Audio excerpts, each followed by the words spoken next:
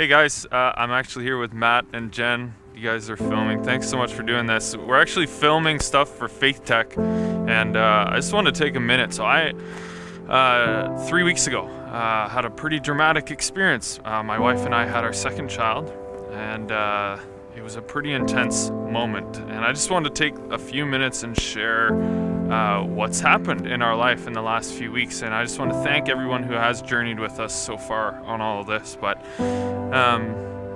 yeah, I was actually in Guelph 3 weeks ago, and sitting down with a friend, and he said something really profound. I checked my phone to note it down, and I see 6 missed calls and like 3 text messages. And I was like, oh shoot. And my wife and I had spent about 4 months in and out of hospitals for this pregnancy, and I get this message, and my wife's like, I'm having cramping, I'm on my way to the McMaster Hospital. I'm like, shoot, right? And so I give her a call right away, and you gotta know, my wife's only 26, just over 26 weeks pregnant at this point.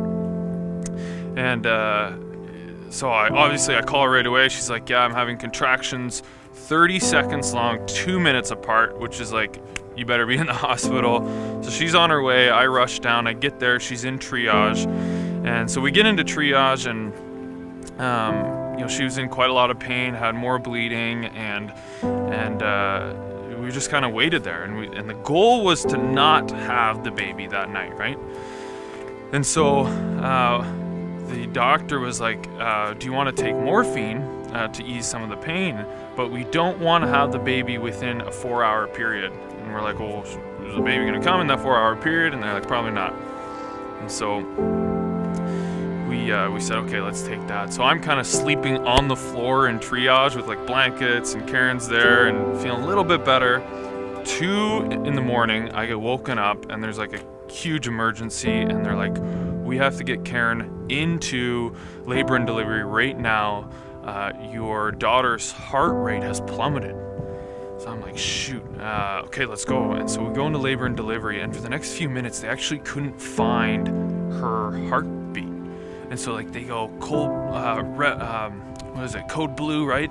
Tons, like 4 or 5 nurses rush in, and a doctor, and they're like, okay, man, we have to figure out what's going on. And everyone starts rushing. I'm in the corner like, oh my gosh, like what is going on?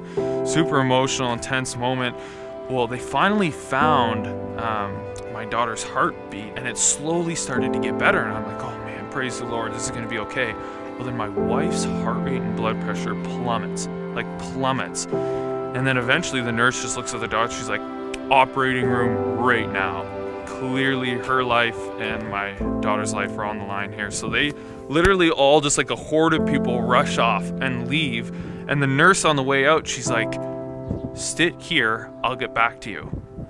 The next 15 minutes were one of the worst 15 minutes of my entire life. I'm just sitting there like, what just happened, And so they go off.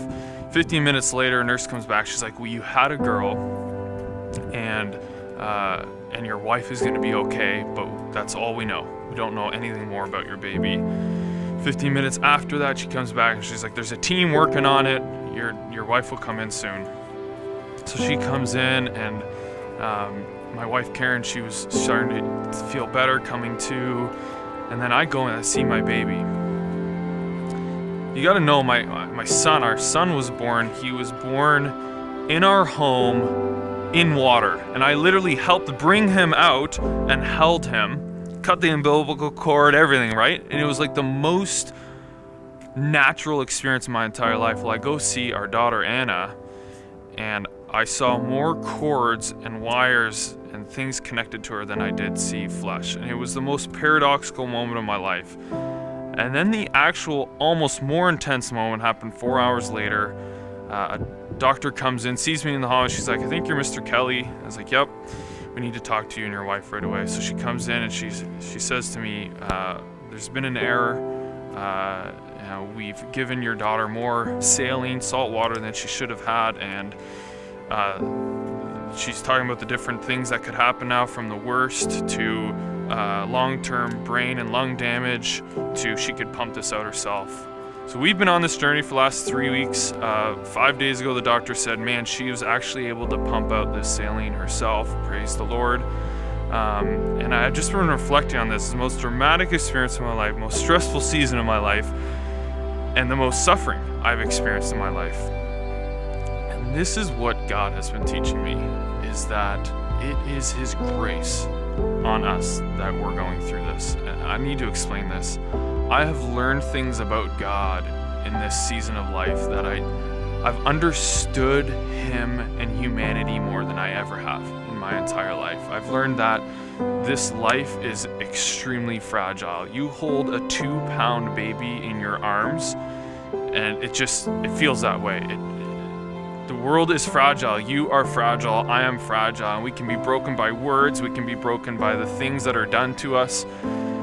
And that has inspired me to be more courageous than ever before. And it's courage that we need more than ever before in us. I've also learned that God is in control. And it's not that He is, it's that He has to be in control, or all of this doesn't make sense to me, like this whole world, because there has to be a being in control that created all of this. And I think that's God, that's Jesus. He's in control of this world. And so anyway, I really sense, and my wife and I sense, that it's God's favor on us that we've gone through this suffering. Romans says, we glory in suffering. Suffering produces perseverance. Perseverance produces character. Character produces hope. Man, when you really step back and think about that, suffering sucks, but it produces perseverance because you have to persevere in suffering or you die or someone else dies. Perseverance produces character because it forces you to step up and be a better person. Character produces hope because then suddenly you look at the world and you go, actually, I think I can impact this world. I think I can make a difference. And there's hope beyond this life as well. So anyway, I just wanted to share that with you guys, that it's been a crazy journey.